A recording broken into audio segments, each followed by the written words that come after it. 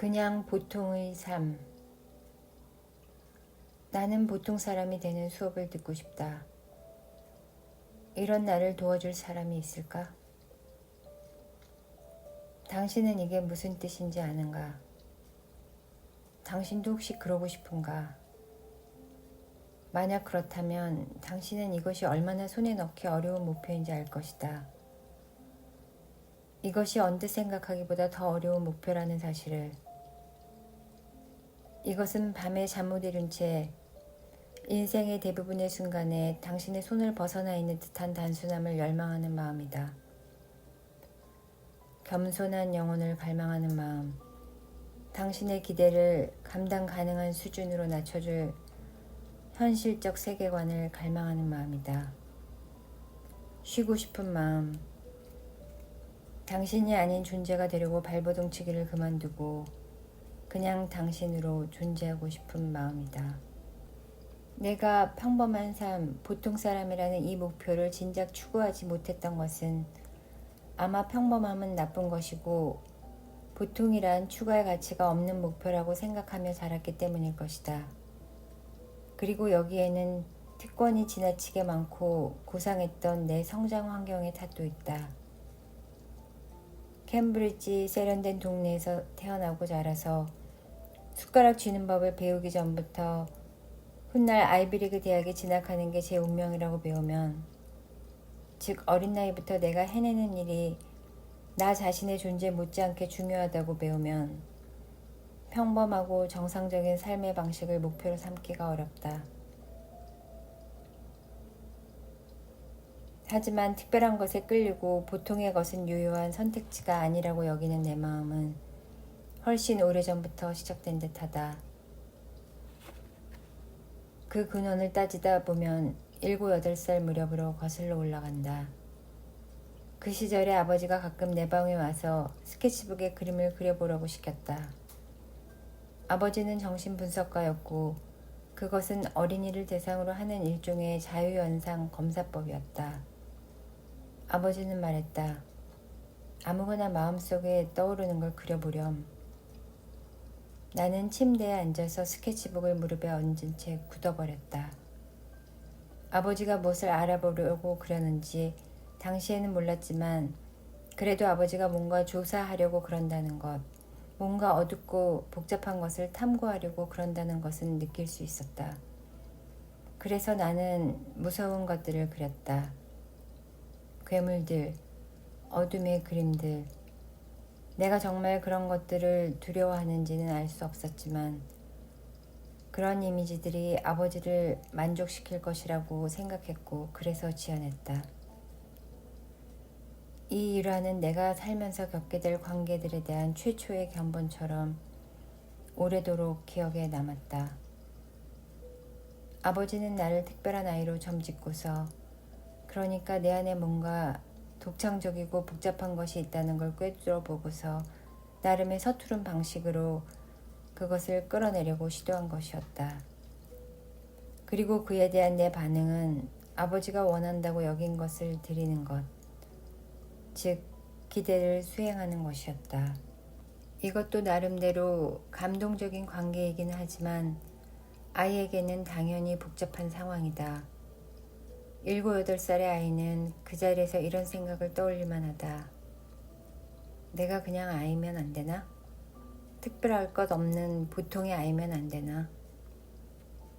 더한 골칫거리는 내가 요즘도 꼭 그렇게 행동한다는 점이다. 끊임없이 시험을 치르듯이 만성적인 수행 불안을 느끼며 살아간다는 점이다. 나는 뛰어나야 해. 통찰력과 재치를 발산해야 해. 정답을 맞춰야 해.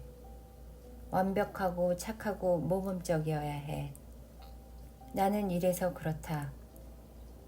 그래서 내 업무에 대해서 주기적으로 평가를 받는 직업에 투신했다. 게다가 나는 관계에서도 수없이 그랬다. 꼭 아버지 같은 남자들을 사귀었다. 놀라울 것도 없는 일이다. 기준이 특히 높은 남자들을 사귀어서 내가 이만하면 괜찮은가? 이만하면 똑똑한가? 내 수행 실적이 기대에 부응할까 하고 상시적으로 조바심을 내며 살았다. 두말하면 잔소리겠지만 이런 세계관에는 실수의 여지가 많지 않다. 나는 완벽하지 못한 상태를 몹시 불편해했다. 그것이 나의 가장 심각한 실패를 드러내기라도 하는 양 여겼다. 얼마 전 어느 저녁 모임에서 나와 성장 환경이 흡사한 여성이 자신이 과거에 어떤 교수였는지 말해주는 걸 들었다. 그는 예전에 교수란 모름지기 똑똑하고 말도 잘하고 아이디어가 넘치는 사람이어야 한다고 생각했다. 모르는 것이 없고 말문이 막히는 순간도 없는 강사여야 한다고 생각했다. 그런 시각을 갖고 있다 보니 그의 교수 방식은 엄청나게 융통성 없고 딱딱했다. 그는 그 탁월한 교수 이상에 자신을 끼워 맞추려고 안간힘을 쓰다가 몇 년이 지나서야 비로소 이상화된 모범적 교수가 되려고 굴지 말고 그냥 한 인간으로서 가르쳐도 괜찮을 뿐더러 심지어 그 편이 더 효과적이라는 사실을 깨달았다. 평범해지는 건 즐거운 일이더라고요. 그는 말했다. 실수할 수 있는 인간, 복잡한 감정과 흠과 결함을 갖고 있는 인간이 되어도 된다는 게 얼마나 안도감을 주는지 몰라요. 나는 그때 그의 말을 들으면서 묵묵히 끄덕였다. 멋진 이야기였다. 그 반대로 살아간다는 것은 누가 뭐래도 지치는 일이다. 끊임없이 완벽을 추구하고 끊임없이 자신을 이상의 견주어 측정하면서 살다 보면 어느새 많은 단순한 감정들을 느끼지 못하게 된다. 자신의 인간성에서 큰 부분을 잃게 된다. 편안함과 즐거움과 재미를 잊게 되고 현재를 살아간다는 감각과 최소한 순간적일지라도 현재만으로 충분히 행복하다는 감각을 잃게 된다. 이를 악물고 살게 된다. 늘 다음에 통과할 후프를, 다음에 뛰어넘을 허들을, 다음에 우승할 시험을 기다리면서 살게 된다. 내가 이런 생각을 곰곰이 한 것은 좀 이상하지만 유전의 남자친구와 다른 친구 둘과 함께 피자를 앞에 두고 2시간짜리 멜로즈 플레이 시즌 최종회를 시청한 날이었다. 더없이 평범한 저녁이었다. 4사람이 모여서 텔레비전에 나오는 조와 케이크와 킴벌리에게 야유하고 음식과 우정과 웃음이라는 동지애의 가장 기본적인 요소들 속으로 느긋하게 빠져들어 두어 시간을 보내는 저녁. 특별할 것이라곤 전혀 없는 시간이었지만 어느 순간에 나는 진심으로 사랑하는 3사람을 바라보면서 나 같은 인간에게는 드문 감정인 깊은 만족감을 느꼈다. 내가 행복하기 위해서 필요한 것들이 모두 그 방에 있다는 느낌이었다. 그저 내가 그것들을 알아보기만 하면 되는 거였다. 발버둥 칠 필요도 시험을 통과할 필요도 없었다.